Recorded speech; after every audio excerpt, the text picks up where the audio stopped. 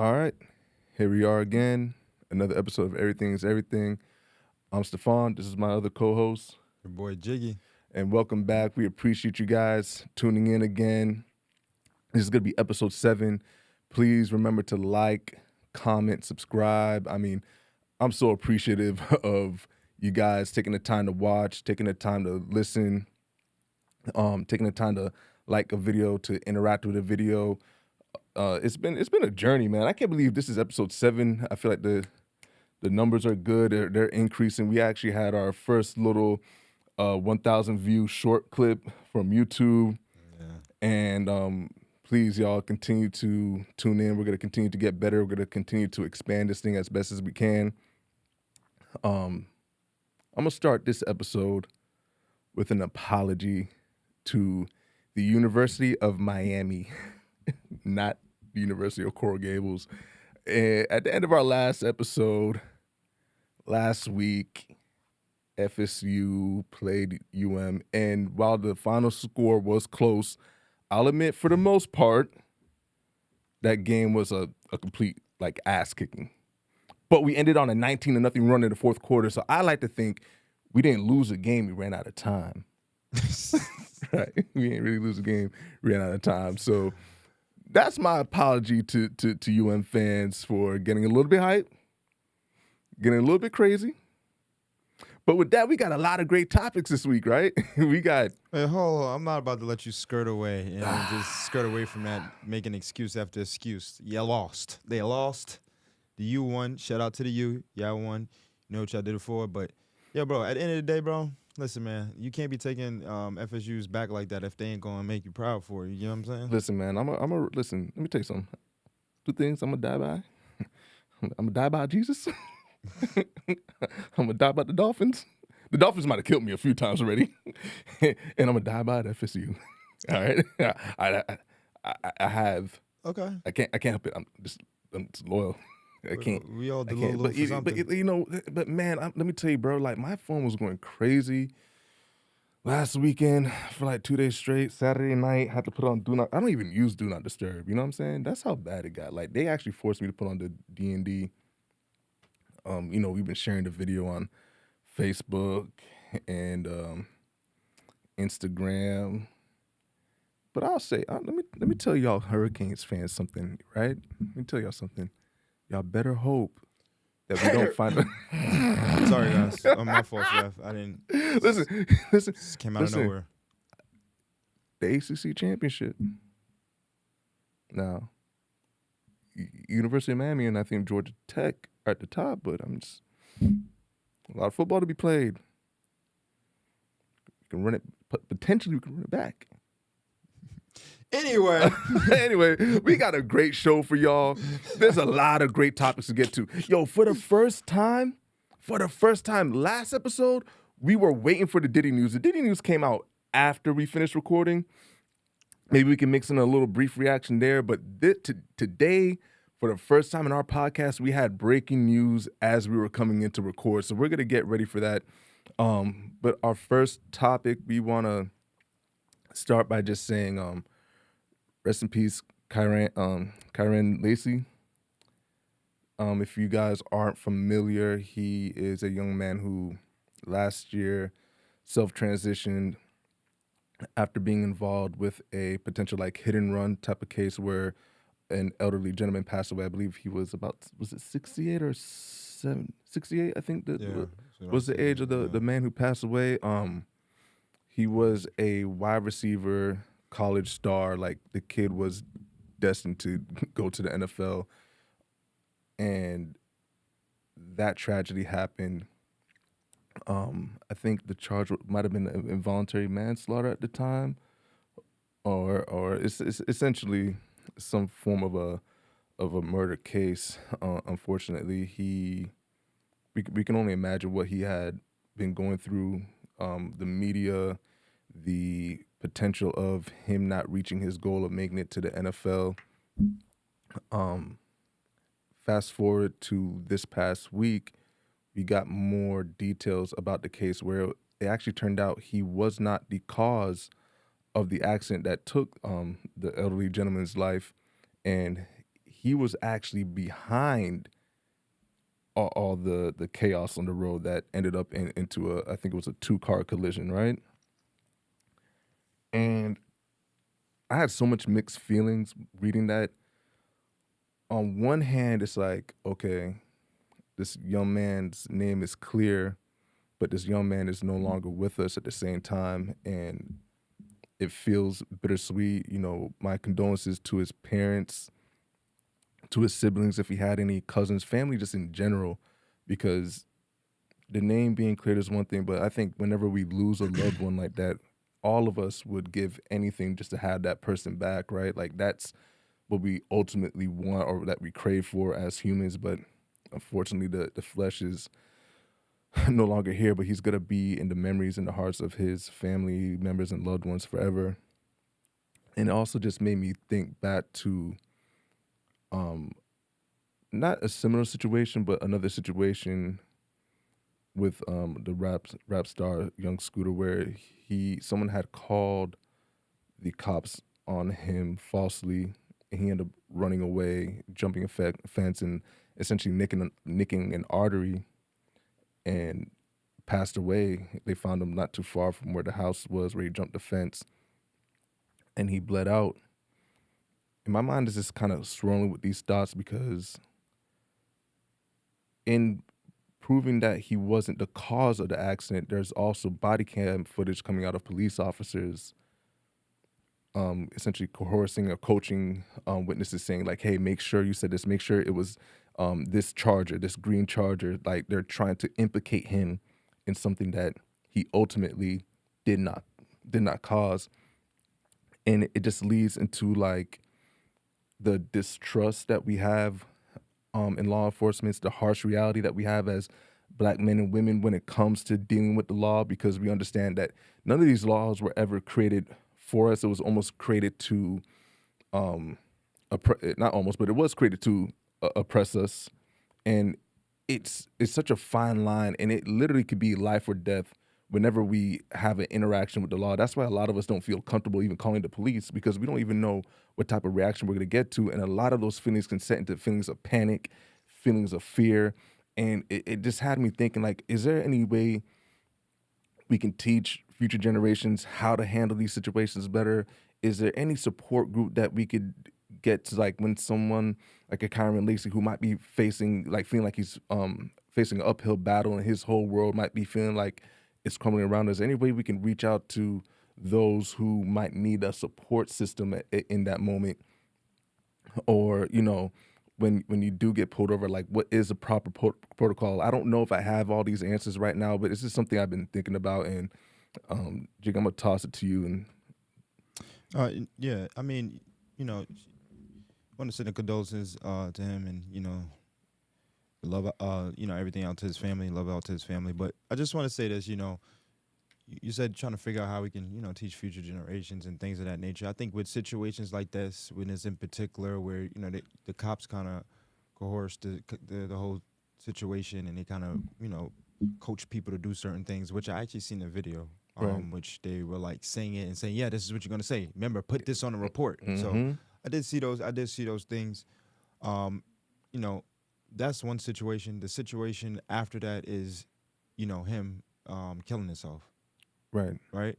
And that situation right there, based off you know, the cops, you know, creating that situation around him, he kind of like panicked, Right. you know, because you know he thought his future was over. Right. He brought up the situation before with young Scooter.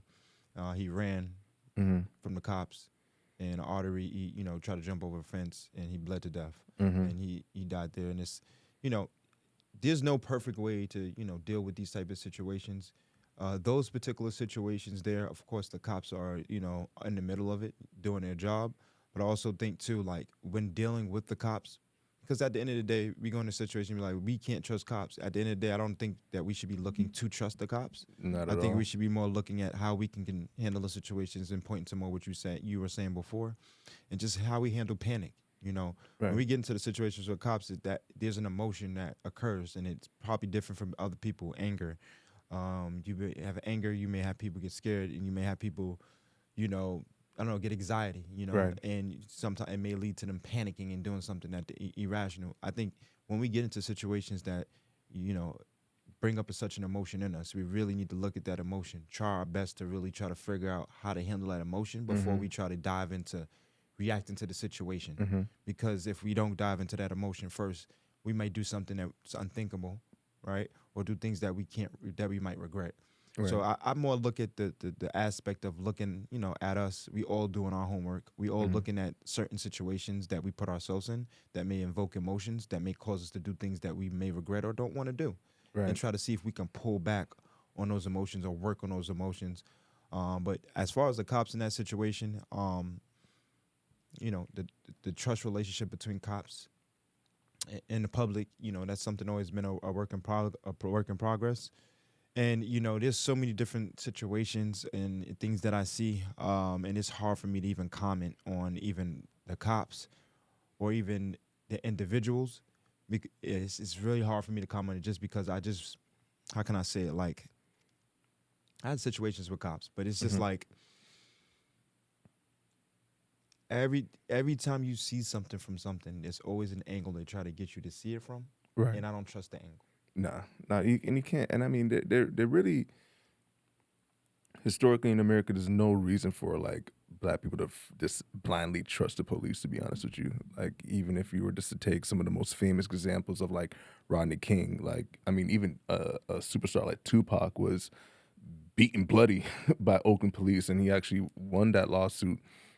So when you're going up against the justice system and you're starting to see like how they're framing you and using every media tactic that they can to make you look like an enemy, that's a heavy burden. And we, like, to your point about the emotion part, having to stay calm in like the most severe circumstances is something that not a lot of people are forced to do, but for us, we have to almost instinctually know how to do, because it's like a survival mechanism at that point, Yeah. Yep. So I was just doing some real deep thoughts. If anybody else has answers or questions, I think open dialogue about things like this are important so that we can bounce ideas off each other. We can offer support for situations like this, and once again, just like condolences to his family, his friends, his teammates, coaches, and all the like who knew him. And I even just wondered, like, will we see ramifications for the police officers who tried to frame all this a certain way and got this so drastically wrong that led to this young man taking his life? I mean, bro, I absolutely feel like the justice system will handle that situation. Those cops were dead ass wrong for what they did, and they will be handled appropriately. And I think that their time will come. You know what I mean? But as people, we need to just keep that in mind, but keep pushing forward on handling situations much better, Right. so that when we deal with people or cops like that, we can make sure that we put ourselves in the best situation to come out of that situation alive. Yeah, that's 100% true, man. It's 100% true. So once again, condolences. Gonna make a quick shift because this is somewhat in line, because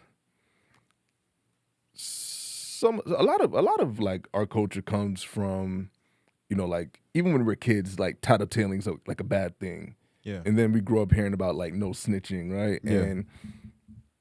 And especially for our generation, like hip hop has had such a profound impact on like how we view ourselves, how we carry ourselves, and sometimes we're trying to uphold these street codes. Do you agree with the no snitching? I almost wanted, like, as a joke at like Cameron and be like, if there's a serial killer next door, I ain't about. Yeah. But it depends, man. When it comes to, like, I ain't no street dude at all, so I'm not like, if I were, I like to say if I'm putting myself in a situation, if we did something together, I'm just my type of personality. In anything, I don't believe in like screwing people over to get over. You know what I mean? Yeah. So like, if you and me go rob a bank and we were in it together, I'm not gonna be like, it was all his idea. Like, I wouldn't do that. Like, we did it together. You got to go down together, right? But like, regular civilian, if you see something happen, go ahead. Like, so if you see someone break into the car, call the cops. If you see someone at the airport and they're planning something crazy, like, go tell somebody. If you see somebody potentially being harassed or sexually assaulted, go tell somebody. You know what I mean? Like those things. But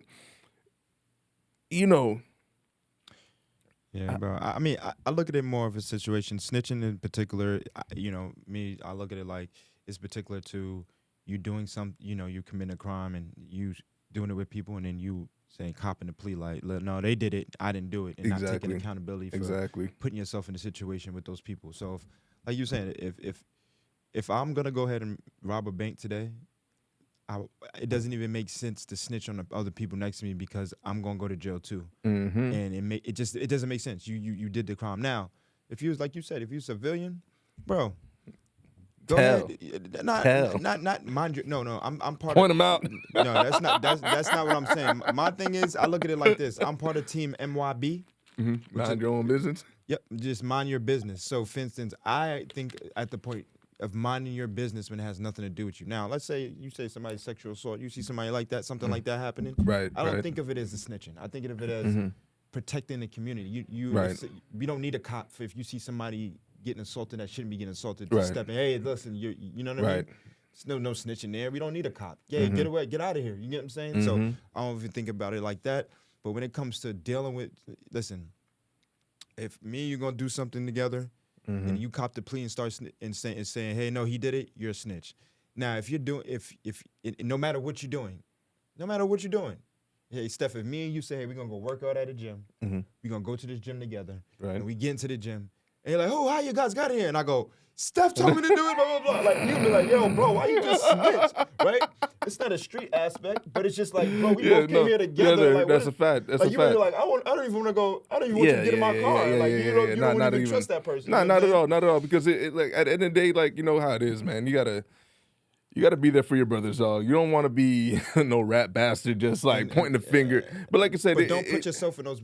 I would never put myself in the position to do. So I really think you're more of a snitch if you put yourself in a situation, knowing the consequences, right, and then snitching. Like, yeah, no, that's a fact, and that's the thing. Like, if especially if y'all are out there committing crimes, like, do it by yourself. If you don't want no one snitching on you, number one, or two, just don't do crimes at all. You know what I'm saying? Like, y'all, listen. It's not like the risk reward to me never made sense, bro. I remember. I'm telling myself a little bit, man. I was young, try to sell a little weed. I can't even imagine this. No, that like 15 to 16, tried a little something. My conscience ate at me. This is not for me, bro. Every night I woke up from a nightmare of going to jail. Yeah.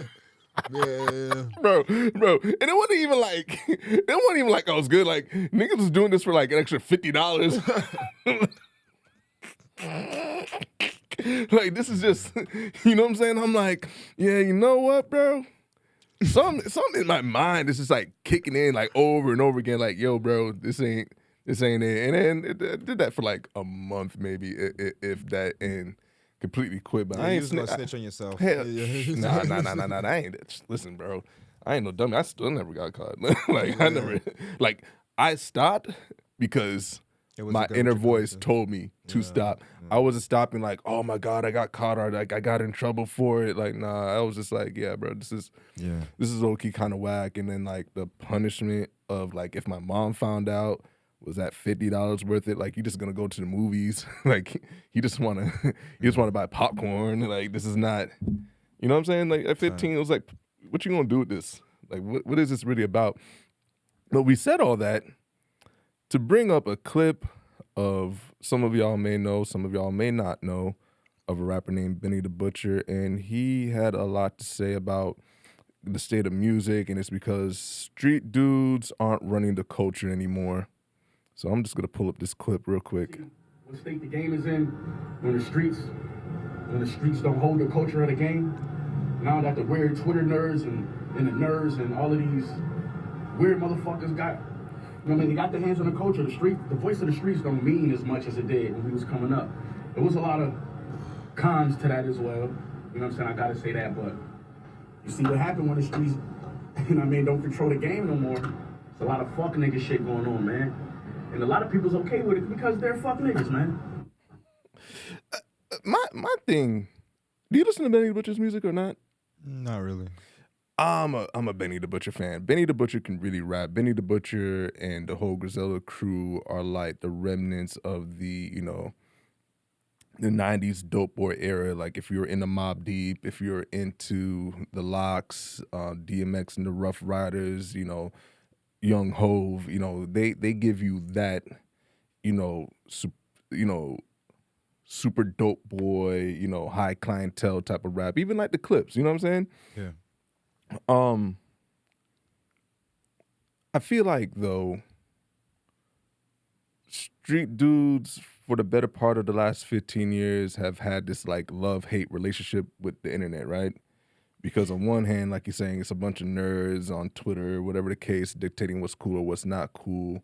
But at the same time, too, then you have like guys who actively beef on like IG Live and be sending threats on IG Live as if Instagram and Facebook won't rat you out in a heartbeat. You know what I'm saying? Let me tell you something. Mark Zuckerberg gonna snitch. Mark Zuckerberg, if the cops come knocking, he's not gonna be like, yeah, nah, I ain't gonna give up. No, they're gonna give all y'all up. So them threats and Twitter fingers and lives yelling at the camera, it's really a no-go. But I my thing with Benny, I feel like artists like him who are in that street lane, because it's not what it was in the 90s and the 2000s where that was like the mainstream sound and that's like the height of like what gangsta music was. They're almost like upset because essentially like artists like Kanye kind of changed the game and made and broadened hip hop's horizon past just like dope boy raps. You know what I'm saying? Yeah, I get what he's saying. It makes a lot of sense, but the market has changed. Mm-hmm. Time has changed. The weirdos, the lames, all those people that he said, those are people that he probably picked on in school, people that he ignored in school, and now those people were smart enough to figure out the things behind the scenes, and now those people are kind of controlling the scene. Bro, honestly, at the end of the day, too, like, bro, I love old school rap, 90s rap, all those things. Like, I listen to that rap before I listen to any rap today. It's right? not mad at it. But the thing about it is that I'm not gonna lie to you, bro. Like, with none of this music, like, bro, when am I, me, right? I don't think of a time when I want to sit there and listen to anybody fully go through a whole rap album. Like, just, I listened to this album, and I don't think it's something that I don't like. I think it's just something that I don't mentally have the time to do. Sit there and listen to the whole songs like I used to. And I feel like what happened is that you had songs that would go like 5 minutes. And you would listen to part of the beat for at least 30 minutes to 30 seconds after the song was done. Right. Bro, the song is done in 2 minutes and 30 seconds now. That's true. And you're not hearing nothing, you're not hearing the beat no more like that. You get what I'm saying? So, I mean, they figured out a way to sell that song or market the song much better than the people did before. Are we gonna look at them and call them lame because they know how to their business sense better than you do? No. You know what I'm saying? If y'all want gangster rap and everybody to buy that damn music and all this stuff, y'all feel like y'all need to figure out a way to appeal to more of a bigger demographic and figure out a way to sell it to that demographic. Right. You know what I'm saying? It is what it is. You see people out there who, like I said before, in episodes before, like, they're streamers and then they end up rapping. You know why? Because they already made themselves likable and marketable and being able to sell themselves to certain to get certain endorsements. You get what I'm saying? They get them endorsements, get people behind them. You get what I'm saying? And then they don't have a 360, like, they don't have to portray a character that when they sign a contract with a company, you gotta be this rapper, you gotta make these 5 albums. They don't have to make no album, you get what I'm saying? Right. So we're living in a different market, we're living in a different world, and I feel like anybody stuck on the old world, you need to figure it out, because if this right now is bothering you, I can only imagine in 10 to 20 years what it's gonna look like and what we're gonna have to adjust to. especially for hip hop, it's in such a unique space. Like I think even like the death of rock kind of created like this new like hip hop almost became rock. Like if you look at like a Ken Carson, the Yeats, the uh Playboy Cardis of the world, you know what I'm saying? Like kids are still shopping at Hot Topic, but they ain't got the soundtrack to it. And those niggas became the soundtrack to the Hot Topic kids. You know what I'm saying? Yeah. Like they're the rage music, they're the, you know, suburban kid angst music. You know what I'm saying? Those artists are, I guess maybe I can't say directly, I can't speak for Benny, say he was related to them, but you look at like the quote unquote nerds, I guess that might be the quote unquote nerds because this isn't the audience that's like, you know, out in the street hustling or, you know, on some gangbang shit or nothing like that. They're really just kids who want to, Travis Scott's in that too. They're really just kids who want to jump up and down and go, fiend, fiend. That's all they really want to do. The kids just want to turn up and have fun. And like to your point, like you even saying you don't have that same time to listen to full projects anymore. And lyricism probably isn't as appreciated as it once was, but I do feel like that is coming back. I think the Clips album has helped brought that back. We've had a year. You think the Clips album brought rap back? It's a few because I'll go based off of not just the Clips album, like but everything following after it. So like when I look at this year for hip hop, I look at the Clips album as being like the best rap album of this year, right? Okay. I go Freddie Gibbs and Alchemist dropping Alfredo 2 coming after that. I'll look at an artist like Boldy James who dropped an amazing project called Late to My Own Funeral. I love that. I just love that, even that album title, Late to My Own Funeral. Chance the Rapper put out a really good project.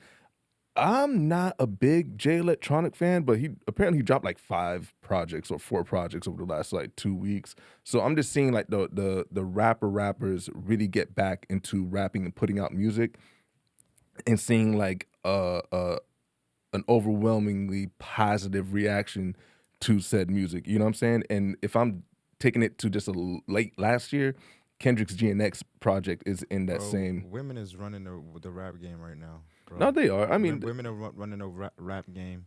So it people not listening. Lames is not. Maybe the Lames is running the game right now, right? And you know what they want to listen to? Women. You get what I'm saying? Maybe. Or they're marketing women a little bit more better in this aspect. Or women are figuring out to become more marketable in hip hop. And it's selling. And from what I'm seeing right now, it seems like the women, you know what I mean? I'll definitely have to get my numbers because I don't want to just say this out, you know, just throw a random thing out there. But I don't know if the women are selling more than the men right now. You know what I'm saying? So I would definitely have to look at that. But it's just like, bro, like you listen to rap right now, you talk about 5 men that's, oh yeah, listen to these people. Bro, before you say those 5 dudes, I bet you there's 5 women that people are listening to more than those 5 dudes. So I'll say this, right? Like I look at no, because I'm not saying you're wrong, but what I try to get people to understand is that like music is like the stock market as far as its market share, right? So you're right, like there's probably a larger women demographic that listen to Cardi B or Nicki Minaj. You know, those are like the 2 stars. Like when you talk about women who are selling, it's basically those 2. Doja Cat, who, I mean, this technically was like a pop album. Her sales, I think, if I'm not mistaken, might have been around 58,000 first week. And she's been online. You know, Doja Cat likes to troll, so she's kind of been online just like playing, like, you know, kind of having fun with what some might call a quote unquote flop, or like the fact that her streaming numbers are a little bit down. But then if you look at, okay, like let's take the other women rappers. I mean, after Nicki and Cardi, I think right underneath them is Lotto, and I think Lotto is kind of like that next class up. I'm not sure what her numbers. I'm sure her numbers are pretty good because she's had some big singles. And then after Lotto, I mean, Meg Thee Stallion is not selling like that. She hasn't really put out an album in quite some time. I'm talking about people who's selling. I'm talking about Sexy Red. I'm talking about Glorilla. Those people are selling more than most of these rappers right now. You got Sexy Red. You got Glorilla. You get what I'm saying? Of course, you got Lotto. You got, of course, Megan Thee Stallion, Nicki Minaj. I haven't seen her have an album lately. Right. I know Cardi B just came with but Nicki dropped like what, 2023? I'm not sure. That's how long it's been. But right. Cardi B, You get what I'm saying? That's 5 women I just named Right. that, bro, you get they're selling right now. Like this, the hottest people. If you name 5 the hottest artists in the game, I'm not saying the best. No, The but hottest artists in the right. game right now, I would say about 3 out of the 5 artists would be women. It depends because I mean none Well, of you none tell me what your 5 would be the hottest like artists right now. I mean hot. So if we're gonna base hottest based off what record sales. No, How do you want we're to? How do you talking want about to decide? hottest. I'm talking about if I go on TikTok. I'm talking about if I go to the strip club. I'm But talking those I'm are talking about what is if I turn on that radio right now, the radio they're like who these people want to listen to these people. Who are your 5 the hottest? so that's and that's why for me like not just subjective because like I said it's market share. So like where like because you're right you probably like if you go to a strip club I don't expect to hear the Freddie Gibbs album in the strip club, you know what I'm saying, like at all. But like I just did a quick Google. I mean Glorilla's last project that was last year. Let me just make sure the date because that was a big year for Glorilla. Yeah, 2024. She sold 69,000 units first week. Great numbers. Great numbers. That is nothing to laugh at. The Clips album sold 118,000. You know what I'm saying? So you said Glorilla sold how much? 69,000. And then The Clips sold 118,000. That's crazy, bro. Yeah, but that's what I'm trying to show you. So that's the market share. And I think oftentimes, like, you know, you and I were talking about this this topic that we're working on called the price of being quiet. Yeah. I think certain market shares are just quiet and we don't realize how big of a market share it is. You know what I mean? But that's the thing, though. You gave numbers behind an album. Right. The album is not you have an album, you have songs. Right. And how you make it. But that's also why I asked how you designed it. I asked it. Hold on. And how you make your money is how you market each song on that album. Right? And how you to a degree. If you try to a degree. To a degree. Bro, if you have an album, you put a song and you put that you say, hey, you put that song out first. Usually they put the song out first, right? Then they have the album. Now that song is usually supposed to draw people into the album, right? It is marketing, yeah. You get what I'm saying? Yeah. So that first song is marketing, and then you going to different arenas. You're not going through your whole album, right? No, you're going through what people want to hear, right? So you said the clips, right? Yes, people want it, but I'm telling you right now. There's more people that want to hear more of a Glorilla song than they would want to hear a Clip song. I'm not saying me, and I'm not saying you. Right. No, I know that. Overall, but that's this is a great discussion, bro. I'm glad we're having this talk because I'll say this, right? And that's why I had to ask, how do we define it, right? Let's say you're an artist and you can sell out, or you can't sell, but let's say you are heard in every strip club, every party, every turn-up event. You know what I'm saying? You might even be heavy on the radio, but you can't sell out like a 2,000-person venue. Who can't do that? But there's a few artists. There's women? A few. That's what I'm talking about the women right now. Maybe I have to look. This like them women is selling them tickets, boy. But we have to because have you seen Sexy Red on tour? But that's the point. She doesn't need to go on tour. But that's what I'm trying to show you. This is my point. Because she's making money off of some of the songs. Like she just did a song with Maroon 5 on his new album that just came out. Right. And I'm pretty sure. Did you know about that? Yeah, I heard about it. I mean, I'm not a fan of the song, but so her market. So this is my point of it. It's not about her album. It's about how she markets herself to those different demographics. That makes her more people want to listen to her more. Right. Than somebody like the Clips at that point. But I'm just saying that based off of how she's marketing herself and understanding. But that's my thing. That's why I don't want to say it's like this is less argument. I think it's just two totally different market spaces. Like I can't know. Remember what you said last pod about? Then what's hip hop? So hold on, follow me. Remember like how we said, last pod, like you don't know what you don't know. So like the audience that's listening to Clips is so far apart from the audience that's listening to Sexy Red. Now they both can have 100,000 people on each side. You know what I'm saying? So you look at the Clips is selling out big venues. You know what I'm saying? They were down here in South Florida, sold out. Everywhere they've been touring, LA, all that has been packed shows. And then you have that tier of artists that's like, okay, who can sell out an arena? But I'm talking about who's hot. But that's how. Clips are not hot right now. But no, but that's why I have to say, right? Because I think we have this, like when we have these music talks, right? We have this very broad, and often I feel like it's kind of lazy as music fans. Like, if this song isn't played at this club, if I don't hear this song on this radio, then it's not hot.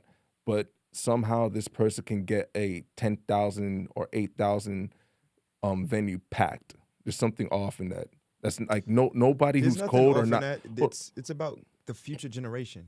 You talking about people who are not, the kids don't even know.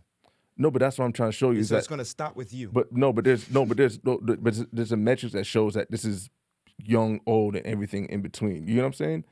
For the clips, like you're I'm not talking. talking about the clips. Yeah, that's what I'm saying. Like, or even Benny the Butcher? even like Benny the Butcher is a more niche. Like, like I would like, if you're talking about Gorilla versus Benny the Butcher, then like, yeah, Gorilla is obviously in higher demand. No, you know what I'm saying? just as far as them appealing to like the younger, let's my whole thing of what's hot, it has nothing to do with what we think is hot, nothing to do with numbers. Numbers lie also. I'm not saying that was a lie. I'm just saying numbers do sometimes lie as far as what people actually listen to. Like you were kind of gearing to what you were saying. Right. The kids determine what's hot. And Yeah, there's a the certain youth. Yeah, age the youth. limit The that next determines thing. hot, Yeah. because that is what's going.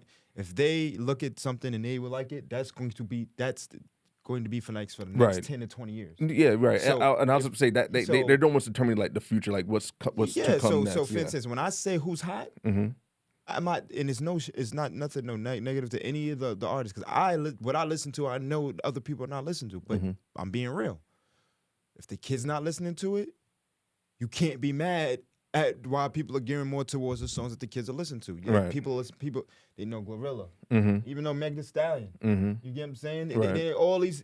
You get what I'm saying? I bet you some of the kids now know more female artists than they know men artists.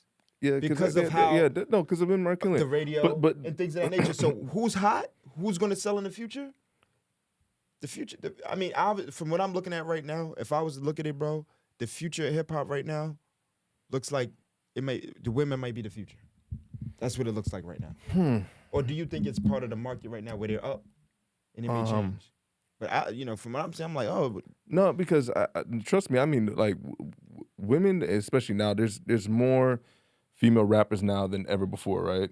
Like we might have had, like the Lady Rages and like the Queen Latifahs are a little bit before our time. Like the Salt and Peppers, like that, was a little bit before our time, and I'm probably not well informed enough to know like how they stat in record sales or impact to their male counterparts, but I imagine it probably wasn't as big, as the male counterparts back in the 80s and early 90s. And then we got Kim and Foxy, and they were like big like stars and brought in sex appeal and you know what I'm saying, and all that, and then Nicki Minaj came in and took it over, and she was been on her own. Yeah, she kind of encompassed it. Like, I can rap as good as Foxy Brown, and I could, or maybe rap better than Foxy Brown, and I'm gonna still sell that sex appeal thing. And you'll still have some rappers like sorry, I'm having a bit of a Rhapsody. You still have rappers like Rhapsody to me is probably one of the to me on a technical level, she can out rap any female artist that I've ever heard. Like I don't think it's really close, but she doesn't have the mainstream, and unfortunately, like she talks about it, like if you're talking about marketing, she's not gonna market her body that way. You're not gonna find Rhapsody in a two-piece nothing. You're not gonna find her wearing overly revealing clothes. She's not making twerk music. She's making conscious music for women, which is, you talk about as niche of an audience as you can probably get. That's as niche as you can get, but it doesn't take away from the fact that she's an amazing talent, right? And I don't think there's anything wrong being niche. I think when you learn how to cater to niche, it actually can give you a lot of freedom in music, It's simple as this, bro. What do you think people want to go to? A strip club where women are actually dancing the way the strip club's supposed to be? Or go to a strip club and females got books in their hands? What do you think people? What do you think is going to sell? Yeah, you get what I'm saying? No, it's a fact. And I say that from the perspective of let's say the strip club understands how to sell the women in there, right? I'm saying in a totally different aspect. the women in rap learned how to sell themselves in rap, and that's what makes them so sellable, right? At a point with the men in rap, it's kind of gotten to a point where they're kind of standing still on how to sell that gangster, that rap, until you get to like Kendrick's. Yeah. Where you have, let me finish. Oh, sorry. And where you have elevation to the point of style, talking to the streets, knowledge. You get what I'm saying? That elevation. You got one person here that can do it all, and then it's still hot. Right. You get what I'm saying? He's like the second coming to people like, Tupac, Facts. even Jay-Z. That's you a get what I'm fact. saying? That's a fact. And you have that one person, right, which, it takes that style and makes it with, damn, this is exactly what we would want to see. Right. So, who else? There's no one like him. There's no one like That's the point. he's So only him. we got all these rappers. We got these good rappers that created all these different things, and we end up with a Kendrick and nobody else. That's why, because I didn't want to interrupt you because I saw where you were going, and you're 100% right. And I'm gonna try to make a long history short. Because drill rap popped off so hard, everybody ran to it. It was like, I always say like what NWA did in the 80s is what like drill rap did in the 2000s. What that introduction to Cali and Crips and Bloods and everything that was going on out there to like the rest of America had no clue what that was. Yeah. When drill rap got pushed into the mainstream and we heard Chief Keef for the first time, and we were like, yo, who are these 15-year-old niggas shirtless in a room jumping up and down pointing guns? Yeah. And we in real time learning about BD, GD, smoking on this, smoking on that. It became a wave, and then with that wave came everybody from Lil Durk, G Herbo, Lil Baby, Lil Reese, even the lesser known guys from the other side as far as I'm forgetting his name, FBG Duck and the Lil JoJo's. Like it was a whole wave of them, but then we hit this boiling point, and then later on King Von stepped on. It hit this boiling point where it's like, yo, there's this too much death in hip hop. Where like everyone I think took a step back and said, all right, this is no longer like the gangster stories that we got growing up where dudes is talking about like a past lifestyle. Like we're not thinking they're really doing those things anymore. It evolved into like these dudes is actively using hip hop as like a medium to get back at dudes in the streets. But you're millionaires now. You can't be a rich, famous gangster. Just don't. The last person to do that was 50 Cent. After I swear, bro. After 50 Cent did his Get Rich or Die Trying, got shot 9 times, showed that he came back like tougher than ever, made movies, made songs. After that happened, bro, I think he controlled that market, and I think after that, I don't think anybody has come close to being able to sell or being able to understand that market as big as much as 50 Cent. And 50 Cent controls that market to this day. Exactly, because that whole type of gangster, he controls it. I'm telling you. And if people don't think it's true, in movies and music, no, yeah, you're he right. controls that aspect. And if you're not, and then it's like, and for instance, he had Pop Smoke, which he was kind of making his predecessor. You know what I'm saying? Saying, oh, he's the next one or whatever the case, and people was listening to and stuff like that. That he had the voice for the gangster. Right. The gangster rap, the whole theory. And 50 Cent understands that. You know what I'm saying? I swear, he's one of the smartest businessmen that I see. You know what I'm saying? And 50 Cent, I feel like I gotta thank 50 Cent. He kind of took that, because you gotta think about his story too, bro. Like 50 Cent. Yeah. You get what I'm saying? They tried to kill him. And he said, nah, I'm not dying. You get what I'm saying? Made money off of it. He got shot 9 times. It was like the Terminator, bro. Like, yeah, bro, right? Yeah, like the Terminator, bro. That's it. You get what I'm saying? And then, so, for instance, but if you're looking at it before, we looking at, and I'm not saying they weren't, I'm just saying you like, oh, dang, Irv Gotti and Ja Rule, they got some gangsters over there. The stories, Supreme Team and all that, things of that nature. So then you see that, then you just see somebody like 50 Cent say, yeah, you're not gonna kill me. Yeah. Like, you know what I mean? So you see that, and it kind of just takes away from that whole gangster perspective we had on. So for instance, Ja Rule was next to this person, this person. It kind of broke that, and everybody just looked at gangster like 50 Cent. Yep. Yeah, because if you it's ain't like get shot 9 times. You know why I equipped that to like 50 Cent, not to get too far of a tangent, but it was hip hop's David versus Goliath story. Yeah. It was the corner boy going up against the plug. You know what I'm saying? Yeah. And winning. And like standing up to him and like Yeah. having no fear of this person like whatsoever. Facts. But like, you know, to kind of wrap things up in a bow, in music talk, I always just try to say like it's much bigger than just club or not. Cause like you're right. Like the youth is gonna like, you know, like I said, like Yeat's hot. NBA YoungBoy's blazing hot. Yeah, right now. You know, that's what we forgot. Playboy Cardi blazing hot. Playboy Cardi. You know what I'm saying? Those two. All these dudes have large audiences, but the audiences in hip hop, because hip hop has essentially represented so much of music where hip hop is pop now, and like I said before, there's really like no rock music to even balance it out. Like the people who are listening to YoungBoy, He's number one right now. It was I'll say YoungBoy, like the young hood street dudes, like the young, like the I hate the term YNs, but like for lack of a better term right now, like the YNs, it's like a cult like following with YoungBoy. So do you get what I'm trying to say though? No, bro? 100%. I don't want to go off the table because I know we're gonna go to the next thing, but the YNs Right. are the new young.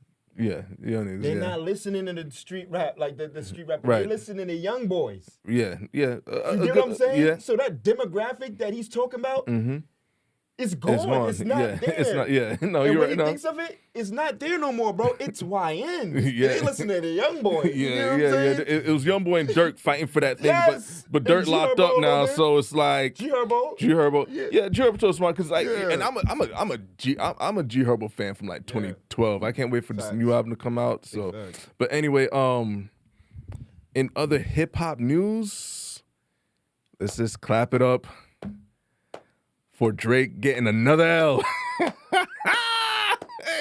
Hey, bro, I've never seen somebody consistently lose this much in a year. A year and change. We're going to be on in 2026. Once again, thinking that Kendrick was like this niche artist, big mistake, nigga. Big mistake. I don't look. I mean, I know he beat Meek Mill. He beat Meek Mill in a rap battle, but I think that charged him up. That was like when a boxer knocks out a fighter that wasn't really that great, and then they think they can take on Mike Tyson. Why Drake thought he can rap with artists who are as not just skillful as a Pusha T or a Kendrick, but like legitimate psychopaths. You know what I'm saying? Yeah. Really, really calculated people. Bad mistakes. Push put the chink in the armor. Kendrick came in, knocked it all the way off. Pause. You know what I'm saying? Yeah. If y'all don't know, if you've been living under a rock, You make an announcement for it. Not Like Us was a smash single. Like you heard Not Like Us, not just at the Super Bowl. It was a part of Kamala Harris's campaign during the elections last year. It was a cultural phenomenon. Even recently, Not Like Us was used as a rebellion song. I want to say, it wasn't Nigeria. I'm trying to remember the African country it was a part of that was used for protests. I'll get back to y'all on that. I'll leave it in the comments or if anything. It's a global phenomenon, right? Huge record. One of the biggest L's in hip hop we've ever seen. Drake, being the egomaniac he is, could not stomach that. Started to tell people, oh, well, it's got to be bots. Like, they can't like this song possibly that much. Like you hear what they're calling me? They're calling me a PDF. They're saying certified lover boy, certified. You know what I'm saying? Yeah. He decided to go and sue not Kendrick, but his record label. He decided to sue his record label for defamation. Mm-hmm. And I mean, bro. Oh. Listen, bro. Listen. I'm gonna tell you this. You know, at the end of the day, he did do that.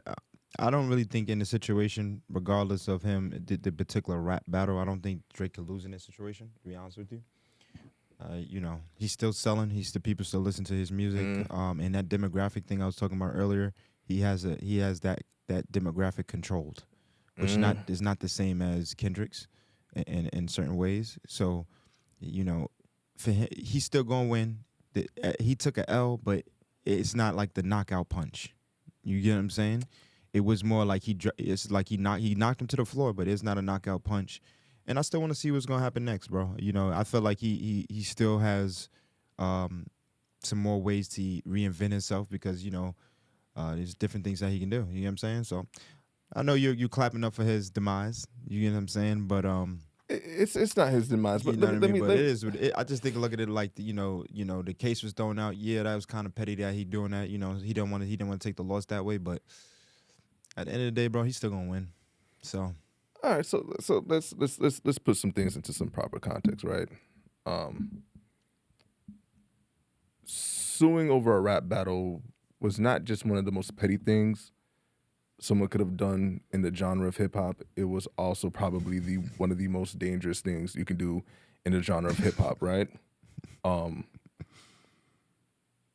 I can go and stream Ether right now. I can go and stream Takeover right now. I can stream Super Ugly right now. I can go and stream Gucci Man's The Truth right now. It's a business, right? And let me ask you, Twan, like if you're a business owner and you have to weigh risk and potential losses and you're saying to yourself, well, if artist B wants to diss artist A and there's a potential for me to get sued over said diss, what's the incentive for me to put this out when I can potentially be liable and be financially responsible in some way to put this out? that's a good question. And I don't know if you've seen the new movie with Denzel Washington and A$AP Rocky. I have. It's the same thing of what happened in that. And I'm just explaining the point where he did all that commotion. He robbed Denzel for that money. Mm-hmm. And whatever the case is, Denzel popped up at the studio. Mm-hmm. Whatever the case is. He shot at Denzel, got the money, whatever the case is. At the end of it, everybody was on his side. Like, oh, yo, I want to sign you now after all that. I want to sign you now after all that commotion. Blah blah blah. And they wanted to sign. He said, "Nah, I want to sign with you. Why you think I did all that? I just wanted to go ahead and work with you." You get what I'm saying? He was looking at him like he was out of his mind. You get what I'm saying? And tell him how the movie ended. You know what I'm Tell him how saying? that. What happened to A$AP Rocky then, dog? Tell him what happened to A$AP Rocky then. No, you tell him. A$AP Rocky ended up behind bars for like 6 years saying, yo, I'm the hottest on streaming. No, you're not going to sign me. Denzel's like, nah. A$AP Rocky ended up spitting at the window and getting drug out to go to a cell, man. But that's the point of what it is. People are doing things in this world today to create that type of controversy, to create that type of news, to create that type of, the money around that thought process. Okay. And I feel like people so for instance, it's not far-fetched for somebody like Drake to sue them or for things like that to happen because that's what we're living in, bro. It's our reality. It's not a distant thing from what we're living in. Yeah, but I think at some point, I think as a society, bro, and this is why I'm clapping for this because I think at some point as a society, like we gotta stop accepting things for what they are and like actually challenge the status quo, right? So like, let me say this, right? Drake is a mega star. Drake needs no antics, no nothing to sell anything. Yeah. He's been around since 2007. All he has to do is put out his music. So the whole rap beef was always beneficial to him, whether he won or lost too, because guess what? He's a part of it. He's also benefiting off of his diss tracks and the attention of the back and forth. Like, this is the most commercial hip-hop beef in the history of hip-hop beef. Why? Because Drake has, like, to your point, we were talking about the women last time, Drake probably has the biggest female audience any rapper has ever had. And for the first time in mainstream women's life, women were actually interested in a rap battle. If you take 10 women off the street and you said, hey, Beans or Kiss, who won? How many out of 10 you think gonna say or even know who Beans or Kiss is? If you said, hey, Ether or Takeover to 10 women on the street, how many you think are really gonna sit there and be like, oh no, the bars on Takeover are better, or oh no, Ether was more scathing. If like, I think the last time like a large amount of women might have been disinterested in a rap battle might have been Biggie, yeah, because he said, "Hey, you Biggie, you fat motherfucker." Outside of that, but even then, they weren't listening to Who Shot You like that. Hit 'Em Up was the one that got women like, because Pac was also a rapper with a lot. And women was listening to Who Shot You too. You think as much as Hit 'Em Up? They was listening to it because it's Tupac. It didn't matter. That's true. Like That's women true. listen to everything with Drake. That's true. That's true. So my point being, right? For the first time, they watched their favorite get his absolute ass handed to him. Bro, I swear, when Meet the Grams dropped that night, I had homegirls text me like, "Yo, did he have to say he wish he died?" I'm like, you know, worse has been said in rap battles, but this is what rap is. But Drake did this all out of ego, because for the last 15 years, how do you know that? Well, it's an ego move, because how I see it from the outside looking in, there's no benefit to anybody else but him. But so many other people could potentially be hurt from this that even have nothing to do with it. Like, this could drastically change how even hip hop artists are able to market themselves, brand themselves, or if it's the same thing that if an artist were to be booked at a venue like Madison Square Garden and there was a shootout there, highly unlikely Madison Square Garden is going to be so eager to have another hip hop event there. So that was my point earlier about the lawsuit, where competitiveness and lyricism in hip hop is such a fundamental thing. It was even a way for, like, when hip hop was at its grassroots, for it, like, we talk about, you know, stop the violence and putting down the guns. Rappers would just go and rap. Like, hey, let's meet up and rap. Like, man, as a hip hop fan, bro, you used to hear about stories from, like, yo, Jay-Z went to Harlem, he battled Big L and X. And hey, listen, no, but hear me out. You from New York, right. So you know the stories. So you heard Slick Rick too, right? No, well, I ain't gonna go that far. That's a little bit.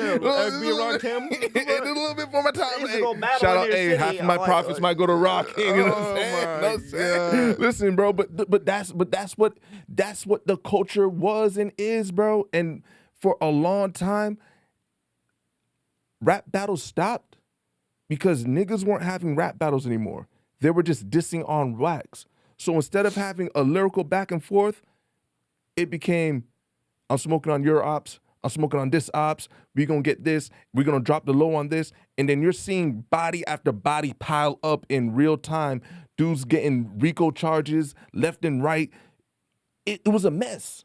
And this is another topic. We can probably, have a different music topic, because I blame a little bit of Southern hip hop culture on ruining that aspect of hip hop, because the South never really cared about all that New York hippity hop, shit like that. It was just like, yo, if you diss me, we gonna see about you, and we stand on 10 toes about this, instead of it just being like a lyrical spar. Like, they weren't, like, nobody, even like we brought up Chicago earlier, and nobody in Chicago cared who rapped better. Like, King Von didn't care who rapped better. Once you diss this person or that person, it's on some whole other street stuff. This is not even music we're talking about. Mm-hmm. So that's what I mean when I say it's a selfish move. Whether or not he meant for it to be or not, that's a selfish move, because you've now taken a part of hip hop that was already suffering because of the violence that was behind it, and just now you brought it into a corporate world.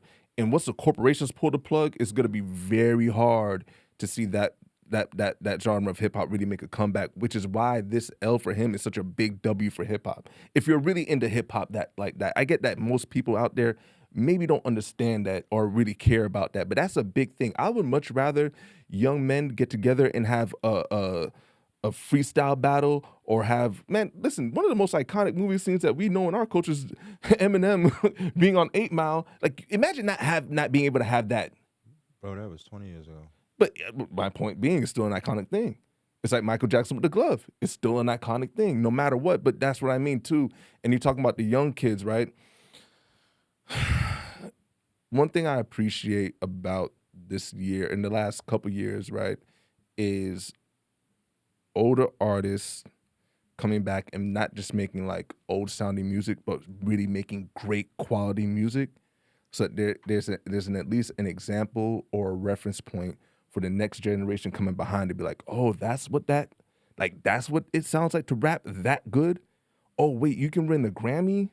Oh wait, I can be in, like, the Clips just performed their song at the Vatican. Yeah, but they could do that, bro. It's just the fact that that's just not what's selling. No. The thing is, what I'm saying is that they could, but they don't, because like the example for so many years was just like, make that 2-minute song, get lit, and just run with it, and then you might fade out in about 6 months. That's the theory, but the actual point is because it's not selling, bro. But that's going to go into a whole nother topic about the record labels and what sells and what doesn't. And I'm down to have that talk, but just to keep this thing focused right now on the lawsuit and the Drake thing, is that along with the lawsuit became so much propaganda because, like you said, like, was it selfish? A lot of Drake's talking heads try to make it seem as if it wasn't, right? A lot of Drake's talking heads kept saying like, oh no, he's doing this for independent creators. No, he's not. We found out through the lawsuit that he's in a 360. Oh, he's doing this because of contract negotiations. No, he's not. The CEO, I believe it's Lucian Grange, of UMG, came out and was like, for what? But like, I've paid him $400 million. Like, he's not, you know what I'm saying? Every if you've been keeping up with this case, at every turn, it got to the point where it was like, this is nothing more than someone with a hurt ego trying to find a way to get his quote unquote lit back or to save face in some way. And I'm gonna just wrap up by saying this. Shout out right? to the Knicks. Yeah, I'm gonna wrap because we got a few more topics to talk about, and I do want to get to your Knicks too. I'm gonna just wrap up by saying this. Drake is supposed to have an album drop this month. Who? Drake is supposed to have an album drop this month. It's going to be very interesting to see how it sells. And for the first time, I think he's dropping an album with a song not being in the top, like, 20. Like, next week, he potentially may not have a song in the top 100 on the Billboard. So that's going to be interesting to see. No, it's not a thing. Like, you can look on the charts. Like, this is not even my opinion. This is not even my opinion. Like, one of his last songs, like, was charting at like 98. And there's more to the story, but we've been talking for a while, and I don't want to get too hung up on it because I got a lot to say about this. It's just gonna be very like I got some receipts. I got a lot of receipts. I got a lot of receipts. Burn them. Hell nah. Hell nah. Hey, like Kendra say, before I let them take my joy, I'll rather take them to hell with me. You know what I'm saying? But you know what? Burn them. You know what? Sometimes when you're speaking about burn, sometimes you gotta let things burn, right? No. Sometimes. Sometimes. Don't listen to this guy. Don't let it burn. Go to the doctor. I wasn't gonna go that far, but sometimes you gotta let it burn. Actually, speaking of doctors, there was an interesting conversation that was had. Yeah. From one Mr. Cam Newton, right? Yeah. You said speaking of doctors. because sometimes like if he had framed this question any other way, I could have been like, okay, yeah, you should know who your partners were, or before you're physically intimate, like you guys should have practice safe sex, and that's part of getting tested. That's part of it, right? But let's just take a quick listen to what Cam Newton had to say during this interview. Give me one quick second. This is kind of nuts. I wanted to know her list. Oh wow. When did my Bluetooth get disconnected? My bad, audience. This thing went to like sleep mode or something. It's crazy. Of who she fucked? Still. There we go. Of who she fucked? I want to Names, know. I addresses? needed to know. I have Oh to. my God. And I'm going to tell you why, though. I want to know. Because before I sit up here and really keep moving and elevating our relationship, I want to know who got one up on me. And if I'm willing to take on that burden, because why I want to know? If you had any type of relationship, intimacy, experiences with people that I really know, I need to know that. I'm owed that. Because if you don't give me that, you got me. Hey, y'all, this is my girl. Hey, I'm gonna cut it right there, bro. Any initial thoughts? I mean, that's that. I mean, bro, he's single, right? So No, that's- he's single, right? No, he's in a relationship. He's in a relationship. Oh, He's in well, a relationship with I shorty. mean, he's a celebrity. He's out there. He's talking to girls that's out there. You know, I'm pretty sure the girls in that type of scene probably know about some of the girls he's messing with. So he probably want to know about some of the guys.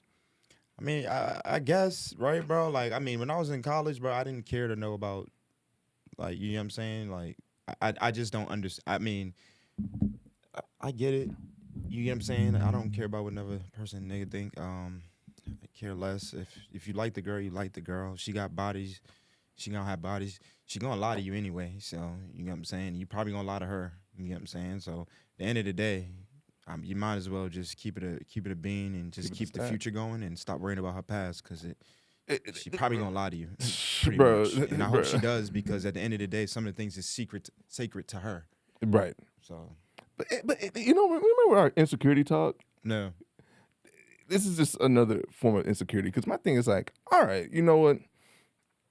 For being transparent as men, all of us had that little voice in our head where we're just competitive in weird ways, right? Where it's like, okay, you say you don't want someone to have like one up on you, right? So a dude you may know, may not know, or if you see him out. In my mind, it's like, okay, play that out. Let's say she told you with shorty, you out in the street, and you bump into your Eskimo brother, right? Mm. And he's just like, you know what I did to her, right? At that point, would any man ever really come up to you and say that? Maybe behind closed doors? Nah, some niggas would do that. Yeah, Some you're not probably from would. New York. Yeah, you niggas, violate. you niggas is grimy. Oh, you with her? Oh, you with her? But at that point, bro, you know what that says to me? It's two things. Either y'all gonna fight and it's gonna be what it is, or to me that it's just like, it feel like that person who's coming to you got more of an obsession with you. It feel a little homoerotic. You know what I'm saying? Like you get off on. You know what I'm saying? Like some dudes do have that weird. You know what I'm saying? Like, I get off on this guy's chick and that guy's chick and everything in the case like that. But I just feel like at the end of the day, bro. You say insecurity. I look at it more. You say insecurity, and how can I say it? Like, I look at it more like, how can I say it? Like, I don't really think it's an insecurity with Cam Newton when he says it, or anybody man that thinks like that. Personally, the reason why I don't think it's an insecurity is because niggas think the same way about football or sports in certain aspects, where they want to know everything. They want to know everything about the certain aspect of the sport because they want to be the best at it. Or Right. But have people look at them as the best at that sport, I should say. Once they become come and want, start doing the sport itself. I think it's just our masculinity as men, less insecurity, and more about winning. But sometimes winning stems from a place of like being it's like, all right, if it's not insecure, it's uncertain, right? Or this like my thing is, right, it's just like, we know the society we live in, right? Yeah. Everybody's gonna come with a past or some baggage. And I understand that, like, when you're in that upper echelon financially, the dating circle small. I don't know why it's so small. Y'all niggas can have access to anybody you want, but y'all date in the same circle, in the same ballpark. So there's a lot of mixed match. Like, Devin Haney and Young Thug have a girl in common. Why? I don't know. I guess everybody's liking the same Instagram models. You know what I'm saying? or everybody's trying to go after the same bartender, or everybody's trying to go after the same. Nah, she Girl, put herself. Usually the women. It's sometimes put it's a themselves- hustle. It's yeah, sometimes it's a lot of that. But Not saying she did that, but usually women put themselves in a situation where they mess with a certain Yeah. type of guy that they like. That's and true. they end up with those type of guys. That's true. You know, it's true, and it's a symbiotic thing. You know what I'm saying? Yeah. And they clash and meet, and I can understand that if you are someone in that circle where you may not be wanting to feel like you're walking around with egg on your face or whatever the case may be. But no matter how you feel, I feel like as a man, there's certain questions you can't ask. You know what I mean? Like a woman's body count is high up on that list. Nah, you can listen, bro. You can ask that just as much as she can ask you about your body count.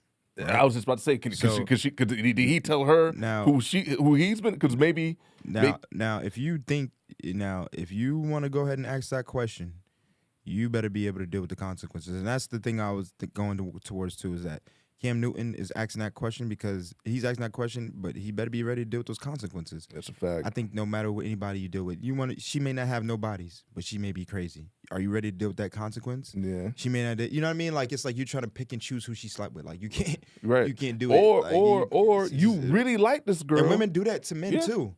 Oh, did you see? But they pick and it's an individual thing. I don't think it's a man or woman thing. I think individuals themselves want to have more control what the person did in the past. Delusional. Right? It's like And going, you need to be more in control of what y'all could do in the future. That's just my true. thing. My No, it's thoughts on true. it. And in my mind, it's like because like you said, because what if you really like this girl, and then she tell you a name, now your feelings are hurt. Yeah, but Now it's a wrap. Or it's kind of like like you searching the phone, you go like you gotta get what you're looking for type of thing. It's like you said, you gotta deal with the consequences. Bro, you ever thought about this? Like, let's say the girl slept with somebody you didn't know, going through your life 2 years, 3 years later, you didn't know. Let's say the 4th year she goes, oh, you know Johnny from across the street? Yeah, I slept with him when I was in college, right? Now it is because you asked why you worried about it, right? Now she's not fucking Johnny no more. She hates Johnny. The only thing that's probably going to be in your mind is her fucking Johnny. And you know when she fucked Johnny? In the past. Yeah. And you know where Johnny fucking her is living now? In the future. In your head. Today, tomorrow. That's true. Fuck. Rent free. I don't care Rent-free. what anybody says. I don't care what anybody. Worry about the future with that person. You can ask her. You're going to learn things about their personality that's going to lead you to understanding certain aspects of why they got in certain situations or why they didn't get in certain situations. You know what I mean? So everybody's situation is not perfect. Some women end up with a whole bunch of men hoping that guy is going to lead them, to where they're trying to go, and it never works out. That's You true. get what I'm saying? And now at the time they look at it, damn, I've been with 20 dudes. You get what I'm saying? That's true. And it just happens like that. You know what I mean? Yeah, and listen, man. Y'all be safe out there, man. Don't ask questions you don't want the answer to. That's another lesson. Yo, that's a fact, bro. Don't ask questions you ain't ready for the answer Don't for. ask. Listen, man. I wouldn't. I don't play them games. But listen, dog. We'll wrap up soon, and preseason and NBA started real quick. Do you just want to give I want to give one shout out to the Knicks. I want everybody to know the Knicks is coming. Knicks is winning it this year. There was nobody, and anybody talk about cat zestiness, it's on. It's on. Yeah, that's all I wanted to say. You know what I mean? Hey, Everything man. is everything. Hey, you know what? I like that. We might have to. Everything's everything. Shout out to the Knicks. The Knicks got a squad. Everybody in the East is hurt. This is as wide open. But who's going to guard Jalen Brunson? Who's going to guard Jalen Brunson? Who's going to guard Jalen Brunson? Huh? Yo, I just see something. They put him top 10. He's not 10. He's at least number 5. Anyway, everything is everything. Everything's everything. Y'all, thank you for tuning in. This was a fun episode, lighthearted episode. I'm Stephon. It's your boy Jiggy. Please like, comment, and subscribe, and we'll see you on the next one. On. Peace.